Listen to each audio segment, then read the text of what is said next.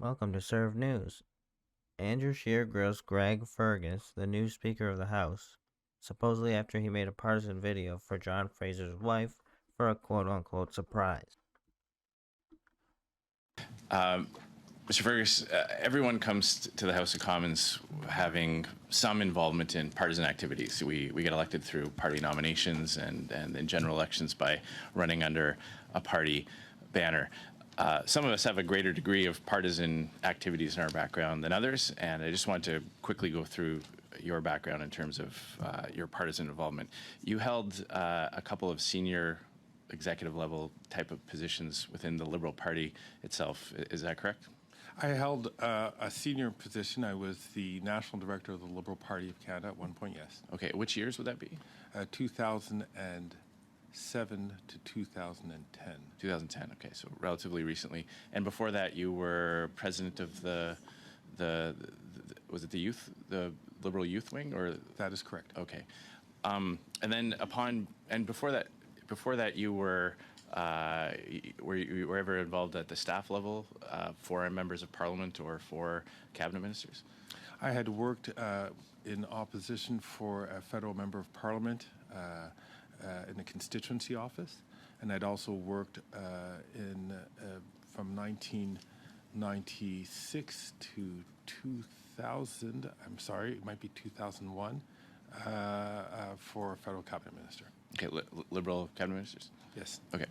And then upon becoming elected, the path that you chose is a little bit different than other members who are seeking to become chair occupants.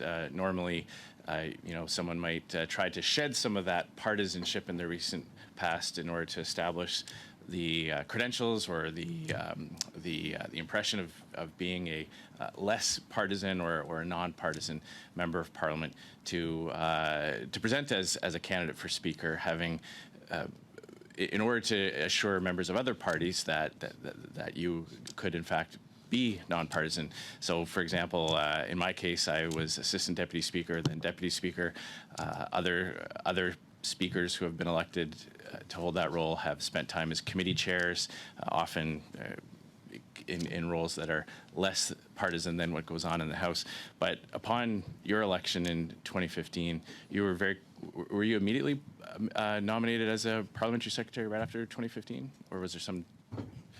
Madam, through you, Madam Chair, aside from your case and perhaps Mr. Rota's case, actually, I think most speakers who were elected into the role, as going back to as far as Mr. Fraser, had a similar path that I had, that in the sense that they hadn't been an assistant speaker or a deputy speaker before they assumed the role.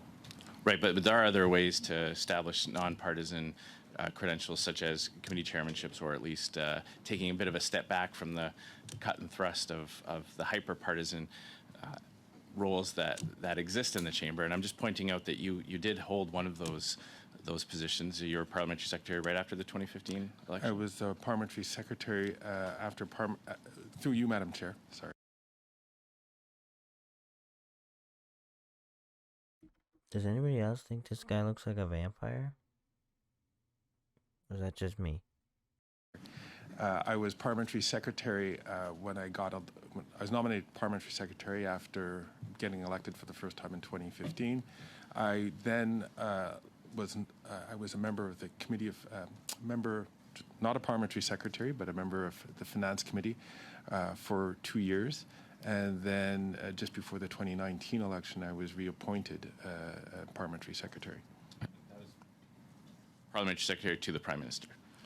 At that time, it wasn't parliamentary secretary to the Prime Minister. It was parliamentary secretary to the minister, for the president of the Treasury Board and the minister responsible for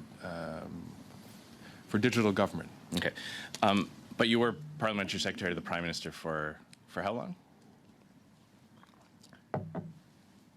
I believe it was from 2020 to this autumn. Okay. So you say that a family friend of Mr. Fraser contacted you. So it wasn't Mr. Fraser himself, it was a member of his family? No, it wasn't Mr. Fraser itself. It was a member of his family who had contacted. That means John Fraser's wife, by the way, supposedly. his wife.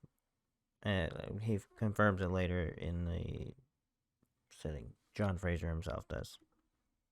My office. It wasn't Mr. Fraser because it was supposed to be a surprise video at a private event. And do you have any copies of correspondence that you could provide to the committee? I'm more than happy to provide this committee with all correspondence, a phone record of the request that came into the office. You mentioned in your opening remarks that you referenced your own comments about being an arbiter in the chamber.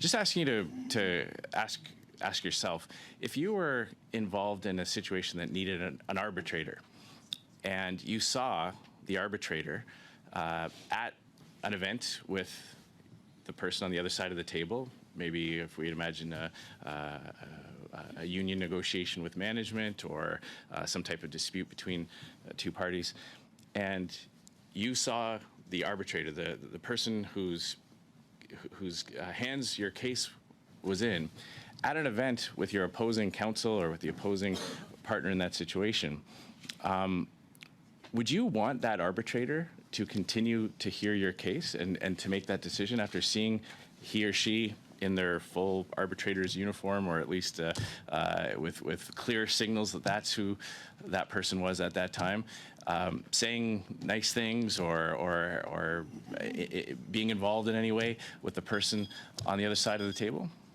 Would you want that person to hear your case? Madam Chair, am I permitted to respond? Sure. So, Madam Chair, if I could, I thank the honourable member for that question. This has been something that actually has been a bit of an aha moment for me. Madam Chair, I thought speaking about the aha moment came in discussion with a member of the opposition when I realized that by talking about my past, I thought it was a value-free statement, just recounting the things that I did, such as the questions that Mr. Scheer just asked me. But the aha moment came when saying that people don't see that when I talk about my past, it's not a value-free statement. They see it as a way as almost making a statement today about my political partiality. And that was not my intention. I thought I was just talking about the posts and the roles that I held in the past and the context in which the... He literally just wasted time. Why even ask the chair to respond at all? I don't understand. Subscribe to the channel and don't forget to tell me your opinion on this matter down below and like the video.